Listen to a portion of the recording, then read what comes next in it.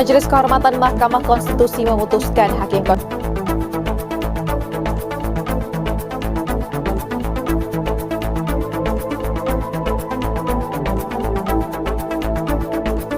Dalam beberapa tahun terakhir, masyarakat Indonesia semakin sadar bahwa hukum tidak selalu berjalan sesuai harapan. Banyak kasus menunjukkan bagaimana kekuasaan mempengaruhi proses hukum yang sangat kontroversial. Kali ini kita akan membahas tema yang sangat relevan, yaitu hukum dan kekuasaan, serta bagaimana keduanya saling mempengaruhi dalam negara kita, Indonesia. Menurut Montesquieu, kekuasaan harus dibatasi oleh hukum. Melalui teorinya, yaitu res politica atau pemisahan kekuasaan antara eksekutif, legislatif, dan yudikatif. Hans Kelsen menekankan pentingnya hukum sebagai norma tertinggi dalam struktur negara hukum. Namun, Michael Foucault memberi pandangan berbeda.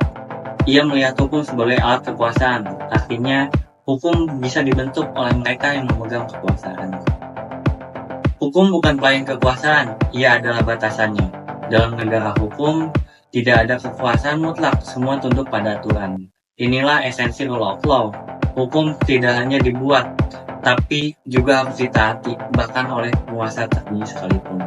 Di Indonesia, kita menganut prinsip negara hukum sebagaimana tertulis dalam Undang-Undang Dasar 1945, Pasal 1 ayat 3, negara Indonesia adalah negara hukum.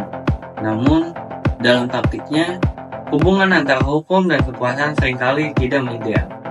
Kasus-kasus korupsi, intervensi kekuasaan dalam proses hukum, dan lemahnya penegakan hukum menunjukkan bahwa kekuasaan masih bisa mengatur hukum sesuai kepentingan. Contohnya, revisi Undang-Undang KPK pada tahun 2019 dianggap sebagai bentuk pelemahan institusi pemberantasan korupsi yang selama ini menjadi simbol supremasi hukum. Contoh kasus lainnya adalah kasus yang menuai banyak kontroversi, yaitu putusan Mahkamah Konstitusi terkait perubahan batas usia capres dan cawapres pada tahun 2023.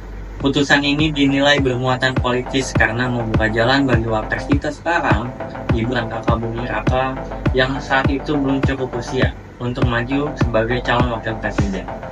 Lebih kontroversial lagi, Ketua Mahkamah Konstitusi pada saat itu adalah Anwar Usman, yang merupakan paman dari Gibran itu sendiri. Publik menilai bahwa ini adalah contoh nyata bagaimana kekuasaan dapat mempengaruhi hukum demi kepentingan politik tertentu.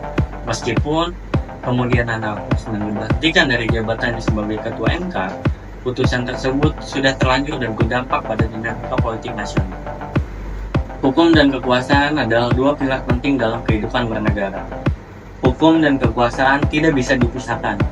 Idealnya, hukum harus menjadi kendali atas kekuasaan, bukan alat bagi kekuasaan. Sebagai generasi muda dan kita sebagai mahasiswa, kita perlu terus kritis, peduli, dan terlibat dalam membangun sistem hukum yang adil dan tidak tunduk pada kekuasaan semata. Karena hanya dengan hukum yang adil, kekuasaan bisa diarahkan untuk menciptakan keadilan sosial bagi seluruh rakyat Indonesia.